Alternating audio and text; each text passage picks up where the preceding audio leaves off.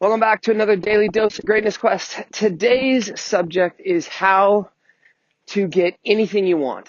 And I am super excited for today's show, and I hope you stay tuned. So whatever you do, if you've been listening to any of my shows, this is one you're going to want to pay attention to. I'm going to give you a formula that just freaking works and a couple of hacks that you can go ahead and use to go ahead and create phenomenal results and create amazing partners, like dream clients, not a dream client, dream mentors, like mentors and promotional partners that are like at the top of their game.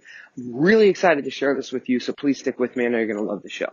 Cowboy. Welcome to a daily dose of greatness quest with your host, Trevor Crane, my daddy. He's going to help you take your life and business to the next level. Here I come to save the day. Trevor Crane here, 11-time #1 best-selling author and the founder of Epic Author Publishing, coming to you live every day so you can plug in every day to build your ideal business so you can live your ideal life. If my daddy can do it, then anybody can do it because he's a weirdo. You're supposed to make me sound cool.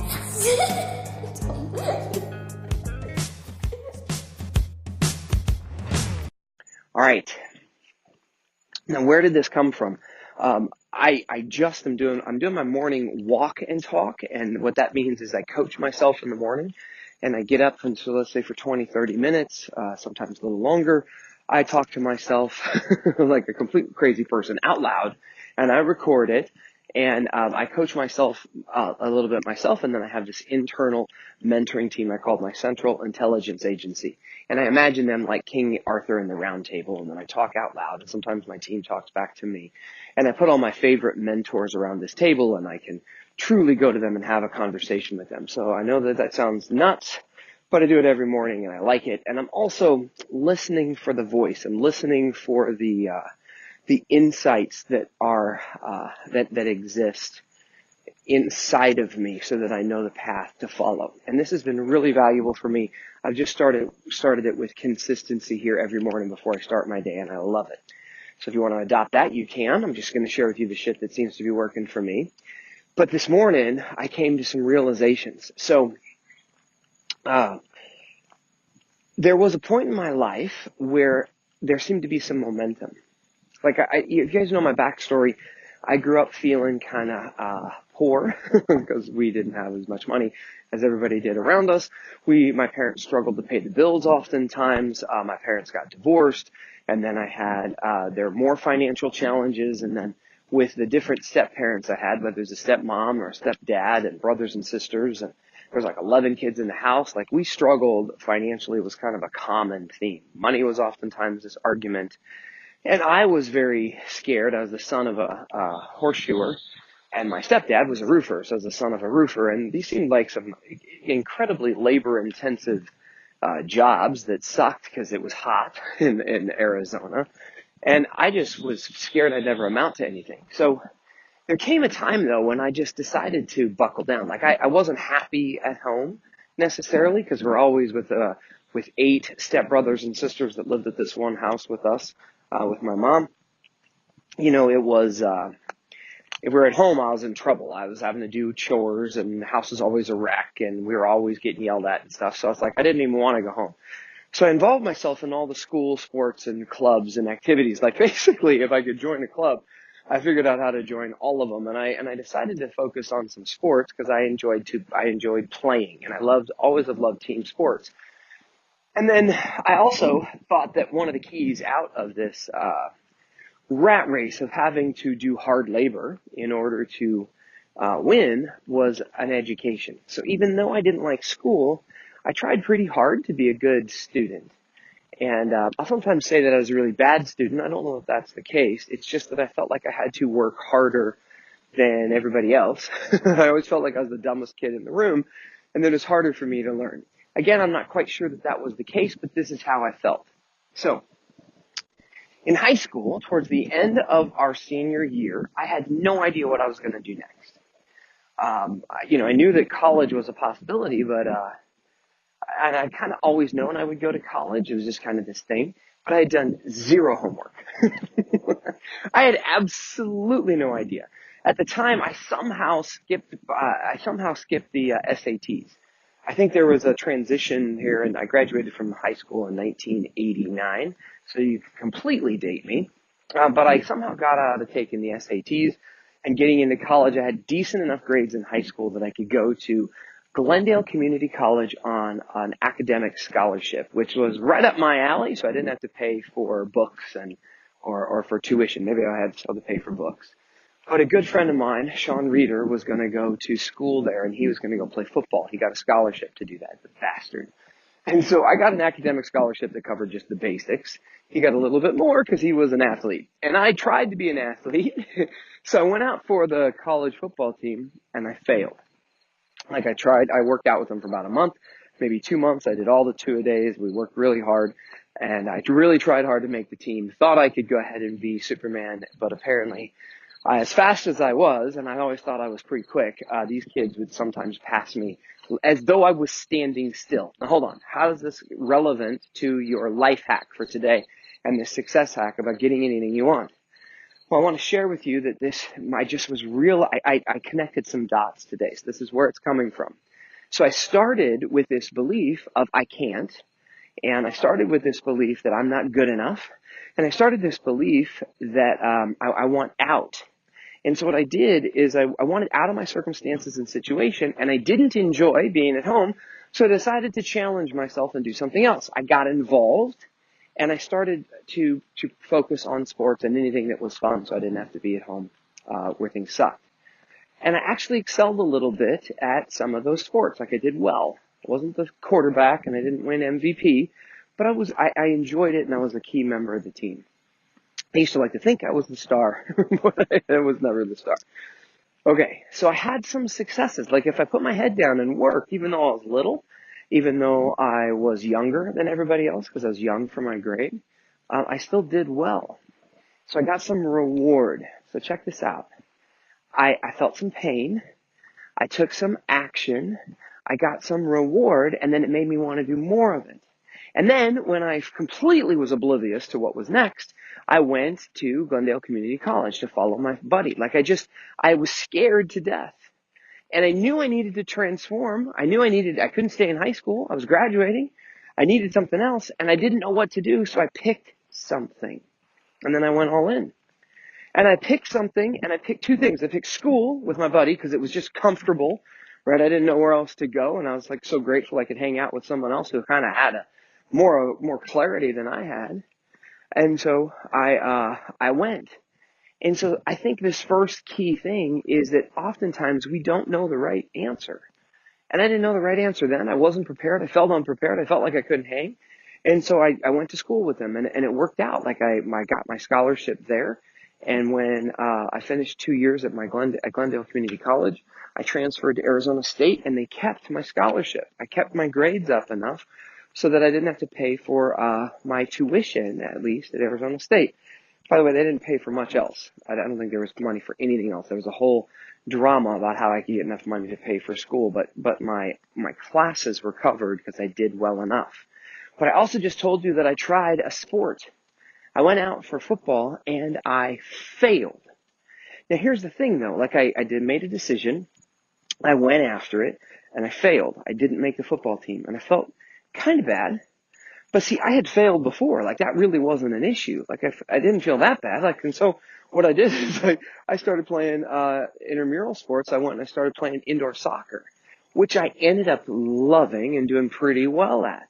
So I played indoor soccer while I was in college, and I felt great playing sports. And in college, they give you classes each semester, and I didn't know what to do. But I would just make a choice, and I would sign up for the classes that were available. And even though I was scared, I would just make some choices, and I would go, and whether it was a history class or a tennis class or whatever it was, a piano class. When I was in college, I'm 17, 18 years old at this stage.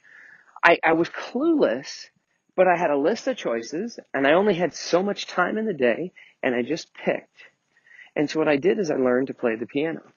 Now, not well, but a few songs. I can play a few songs. I could trick you for a few minutes to make you think that I'm a piano player. And I can go hold a tennis racket on the tennis court and pretend like I can play. And I can hold a golf club and make you think I can play for just a little bit because I'm just good enough. What I did is I signed up for the class. I took the class. I followed the instructor's lessons, and I won. I passed the class. I got a good grade. I learned how to become, I took some amazing classes when I was at Glendale Community College. And I won in that I got into the habit of winning, of like not having a frickin' clue about what was right, but I just make a choice. And the cool thing about being a student is they give you a curriculum, and it's either pass, fail, or A, B, C, D, whatever it is. And so they're measuring and tracking, and I didn't want to look like a dipshit. I didn't want to lose my scholarship because I was extremely struggling with finances while I was in college, but I was having a blast, and I knew I could do anything. And even if I failed at something, one time I took a finance class that was early in the morning, and halfway through the semester or whatever it was, I was doing really poorly and I hated it because it was so early in the morning. I just quit the class. Like, I dropped the class, had some more lessons around that. I won't get into them right now. But like, failure really wasn't an issue. It wasn't a big deal. Like, I was not doing well in the class. I dropped it. I didn't drop another class because I figured that was such a significant waste of time. But here's the thing. I just am walking right now. I'm doing my walk and talk around this lake. And it's a small little community lake. Around outside the gym. I go to the YMCA here, and there is a tennis court here. And I really wanted to play sports. And I recognized that now as an adult, this is a few years later, I'm skipping some time obviously, there are some things that I've just been scared to do. And I didn't think I was scared, but like, I haven't gone back and played sports now for a long time, not consistently. And there's a tennis court right outside my gym, and I haven't just gotten a tennis racket and gone out and started playing. I just got out of the habit of seeing something I want and taking action to go make it happen. Now, that's not true because there's a bunch of stuff that I've created in my life. I've published some books.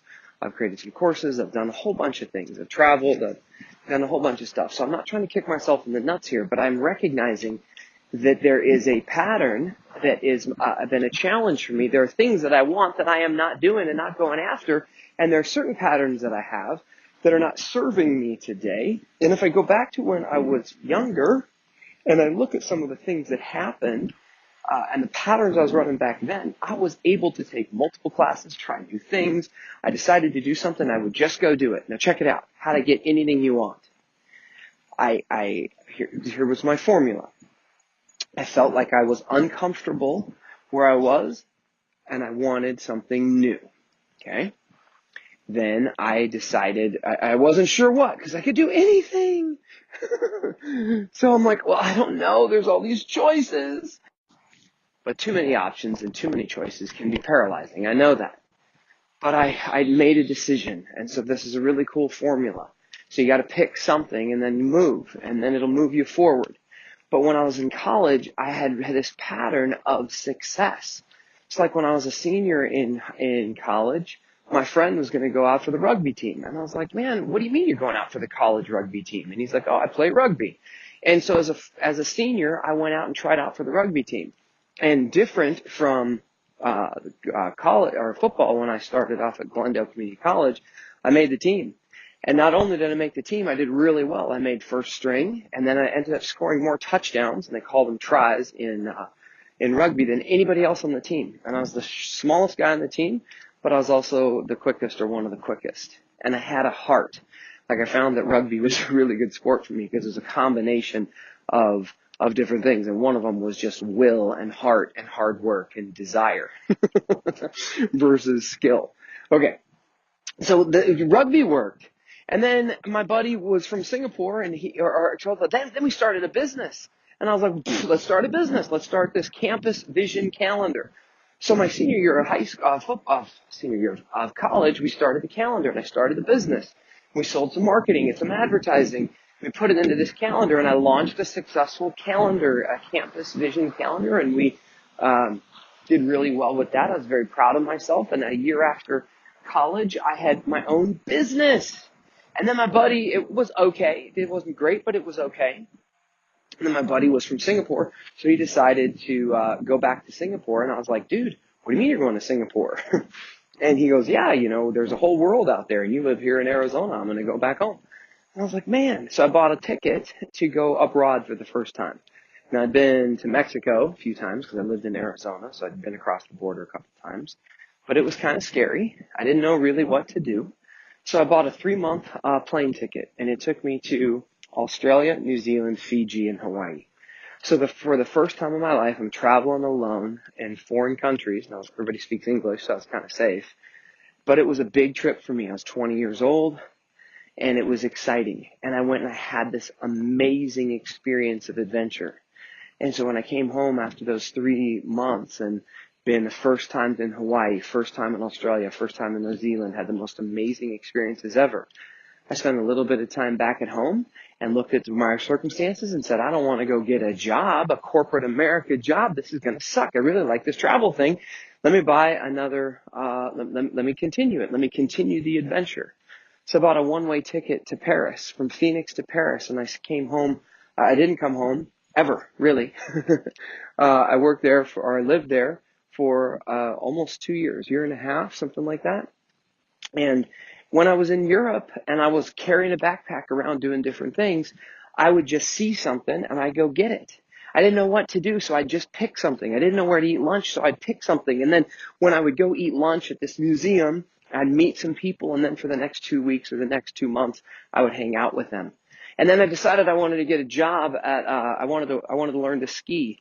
We were going through the Alps in the summer, and it was really pretty, and someone said, this is a beautiful ski resort. And I'm like, I want to get a job here. I want to learn to ski. I was an Arizona boy. I don't know how to ski. But see, I was having this pattern of like, I can do frickin' anything. And I don't know necessarily what it is, but I was waiting for the universe to kind of tell me. I was waiting for me to find my passion. I was waiting for me to say, like, fucking, I'm going to do it. And then I would just say it and do it. So next thing I knew, winter came, and I freaking went to that ski resort, and it was hard. I didn't know how to ski. I couldn't speak French. And I ended, and it was not easy, but I ended up getting a job that supported me for the winter, and I learned to ski from a nice little ski instructor girlfriend that I found. And so, like, what happened is I had this pattern of wins. So we make a decision. Even when sometimes we don't know what the decision is, we make a decision. And when we take some action, we start to get some results. And when we start to get some results, it starts to make this wheel go faster and faster and faster. Now, hold it. All this crap happened to me when I was in my 20s. And from past that, there were some other successes, right? Some other things that happened for me that went well, some things that didn't go well. But I was just recognizing this pattern this morning, and there's something else going on. So you and I are in the information age boom, right? We have access to so many people who can give us the how to be successful on LinkedIn, how to be successful at tennis, how to be a successful mom, how to be a successful dad, how to be a successful business person, And when I was in college and I signed up for a class, English Lit 101 or whatever it was, there was a curriculum. And because my ass was riding on the line, my scholarship or me looking stupid or me getting a bad grade, and someone was measuring, I focused on the curriculum and I did just well enough to pass, or just well enough to get an A, or just well enough. Like, do you see the pattern here? Like, what happened is I fucking signed up for a class and I finished. Somewhere along the path in the last decade or so, I think we've gotten so much content, so many people so many options, it becomes confusing. And you and I are in a position where we can probably afford some stuff. Like, you can buy the program. And if you can't find the program that you want to buy, which I highly recommend that you buy a program and commit and follow through. And I'm going to give you that little formula here in a second, because I want to give you that marketing hack, that really successful hack that can move you forward. And I'm pretty excited about this. I'm going to share this with you next. Like I said, there's a lot on today's session. But what happens is, I think oftentimes we have too many options, and we will buy some programs. We'll sign up for the class, we'll sign up for the course, we'll sign up for the coaching, but we're distracted with a million other things. And we run our patterns. And I'm running my pattern. I'm taking my 5th walk around this little lake. My pattern has been to not go pick up a tennis racket and start playing tennis. I could. There's a tennis instructor in there. It's just I haven't decided to do it. And it's not like I haven't decided to do it. I think I probably mentioned on one of my podcasts I am going to start a sport. I'm going to start a sport, right? I know whether it's this, that, or the other thing. But then I go back and I run my patterns. A few days ago, I had a podcast episode about what's the biggest lie you're telling yourself today. And I just realized that maybe the biggest lie I've been telling myself is not necessarily a conscious lie that I say outside or even say to myself, but it's the decisions I make about how I use my time. And that I'm doing it effectively. Because there are things I want that I don't have. The next level of success in my body being balanced in business, and one of them is fun. And the fun factor comes in, and sports comes in, and I haven't been doing it. And there's other things, right? We could focus on the other stuff that seems more important when it comes to money making and mission and stuff like that. But just walking around this lake, I'm confiding in you that I am certainly not perfect, and I'm recognizing that I need to see the lies that I'm telling myself. And one of them is just the how I'm spending my time. Everybody gets 24 hours, and some people are billionaires and some people are ditch diggers. The question is, how are you using your time? And the way I've been using my time has gotten me to the level I'm at. Frickin' awesome. And it's a shadow of where I'm going to be. And that's the truth. And part of it is just remembering what it was when I was a kid, what it was when I was creating some successes. And it's just this pattern of like, if you say you're going to do something, do it. It's like making a decision, taking the class, the course, or the whatever, and then finishing. Because one of our challenges is you and I can buy stuff. So we buy stuff on Amazon, we buy courses and coaching programs and whatever, and then we don't finish. I know I'm not the only one who's bought a class and not taken it. And I just had a client of mine. I'm going to tell you this story on tomorrow's podcast, but he got started with Epic Author Publishing, and he took his bonus session. I do a blueprint session with people to create their plan about how they can go promote themselves, profit, and publish their book. We do promote, publish, and profit in that first session. And he went out, and he just took action the next week. So we got off our bonus session, which was the planning session, and he got that as a bonus because he just took fast action with me. I actually charged a bit of money for that, but let's just go ahead and move forward. He got off the first call with me, and he took action. And so first week he took some action, and he said he was scared. He wasn't sure about it. It didn't make him feel good, but he did it anyway. He signed up for the coaching. So he took it and he took action, and he went out and he made some sales. And the next week he closed some sales. And the week after that he closed some sales, and he got busy because he had some new business. And in less than a month, he closed $17,000 worth of new monthly recurring income. I'm going to tell you more about him on tomorrow's podcast, because I think this is a really cool story. But check it out. He basically just, he wasn't sure. He was a little concerned, but he signed up for the program, and then he took some action. And then he went out, and even though he was unsure, he did it anyway. He trusted the process, just like you and I have when we have one and we signed up for the class, whether it was math or English lit or how to become better at whatever it is. And then he took the action, and he's finishing. He then went through my speed read, my entire Epic Author Publishing course. He listened to it all the videos on high speed. He said he couldn't listen to it that fast because I talk pretty fast, but he was able to go like 1.5 times or something like that. And he went through the content really quickly, and he did his book is in like a week or two. Like he has the hard work done. He gained $17,000 worth of new clients. Like, check this out. So I'm going to tell you his story tomorrow, which is bringing up my point of this huge hack of where you can borrow some massive momentum from some of your favorite people, from some of your favorite mentors. Become a dream client for your mentors. Like, go sign up for their biggest, best program. Go sign up for the one that's the most expensive. Go buy something from one of your friends and mentors. And if you can't afford the big one, then buy their small one. But then become their best client. Oh my God, this is the coolest thing. Like, find the mentor that you want to follow, who you think is cool, who can teach you how to get a result. Now go get that result and become their best client. Because they ain't nothing going to get their attention, your mentor's attention, than you being a phenomenal case study and success story.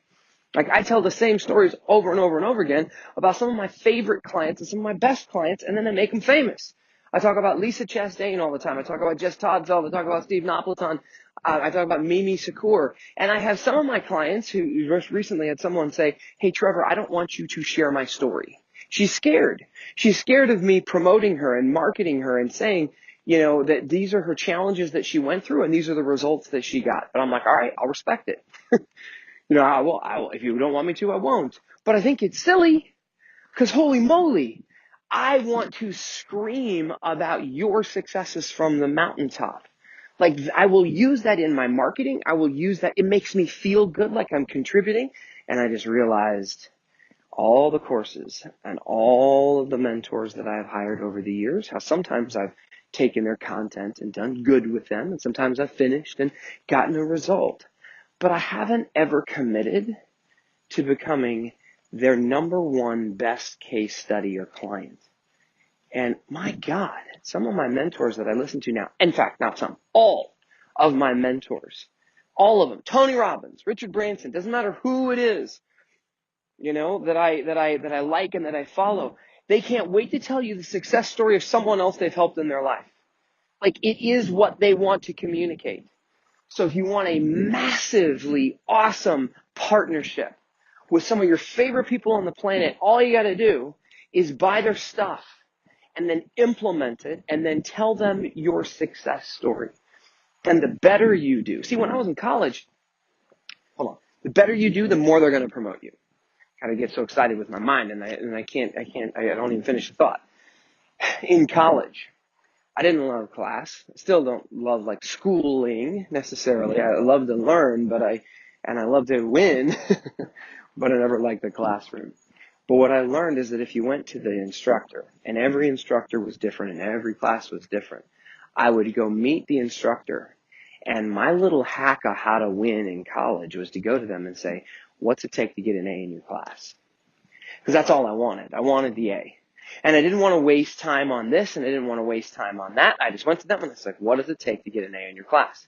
And I would find in one class they had 3 tests, and you had to get an A on all 3 tests. And it was like, there's this one, there's a midterm, and then there's the final. You need to ace those. There's nothing else your grade is based on. Some of the classes, you had to show up in class or you didn't get points, or whatever it was. Some of the classes, you didn't need to show up in points. Some of the classes had quizzes. Some of the classes had homework. Some of the classes had group projects. It just depended. But what I went in is I said, hey, what's the formula to win? And then sometimes I'd hit it and sometimes I wouldn't. Like I missed a grade sometimes by 1 or 2 points or 1 or 2 questions or percentage points. That happened. But here's the thing is that your mentors, the people that teach you these courses and programs and your coaches, they can't wait to give you the success formula. I don't hold anything back from my clients. They get it all. They get it all as fast as possible. I give it to them in audio, video, digital. I give it to them on an app. I give it to you on a template. I give it to you a checklist. I give you a swipe file. I show up to coach you. I give you a team. I do everything. And I'm really great at what I do, but I have mentors that do something similar. And they give me all the help and support, but it's up to you and I to frickin' finish. And we have a million options. So I'm going to give you, but we have to choose. And even though you're not sure which one is the right one, just pick and finish. Treat it like school. We finished that shit in school. And treat it like I was treating my life at a time when I said, you know what, I want to learn to ski. Boom, done.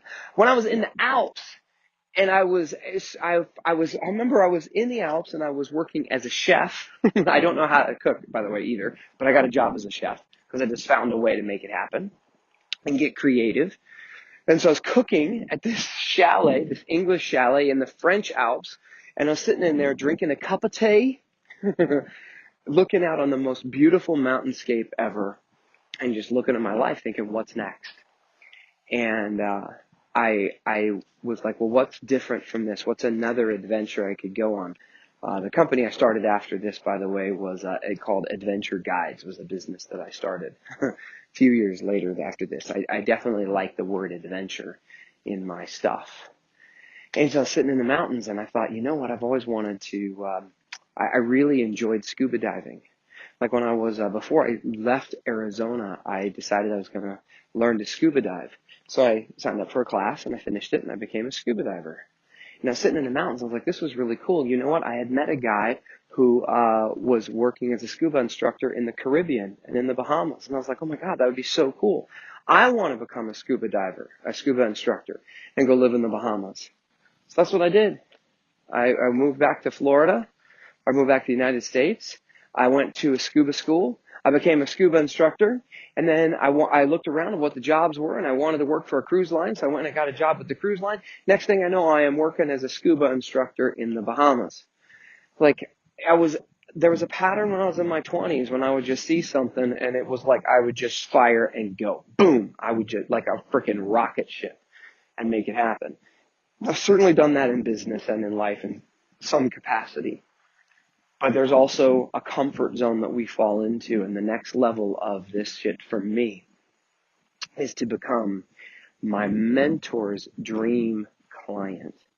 I want to become their greatest success story, because some of my mentors know me, some of them I've met, some of them I've shared a golf cart with and cool stuff.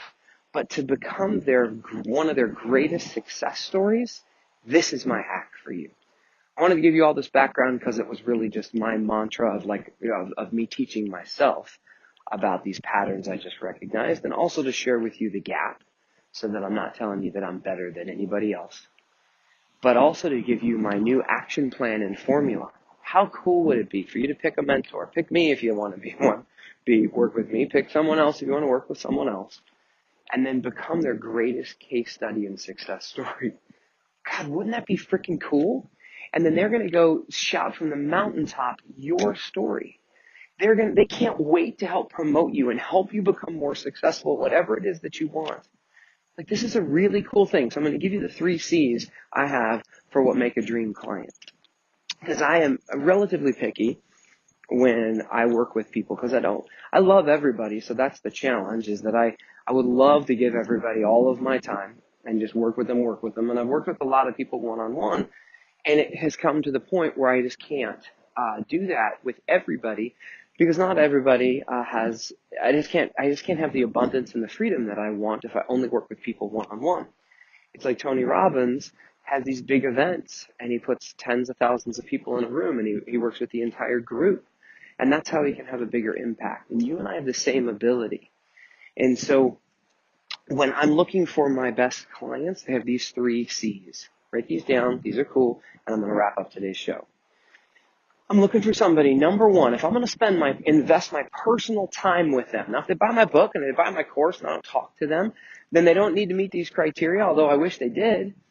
But I'll give them to you because I'm repeating them to myself so that I make sure I've got them in my body. And then I'm going to go become this for some of my dream mentors, and can't wait to become their new success story and borrow this same strategy. Okay, so number one is I want them to be cool. And cool to me doesn't mean that they wear the coolest clothes and that they drive the coolest car. It's just that I want to like hanging out with them. I don't want to work with jackasses. I don't want to work with people I don't like. There was a time in my life when I would pick any client if they had a heartbeat. And like I said, I fall in love with people easily, so it's not like I couldn't find something about them that I liked. But sometimes some people, I'm sure you know it, like they kind of suck. And they focus on sucky stuff. And as much as I love them, they dragged me down. They didn't want to get to the finish line. They were too hard to work with. They're a pain in the ass.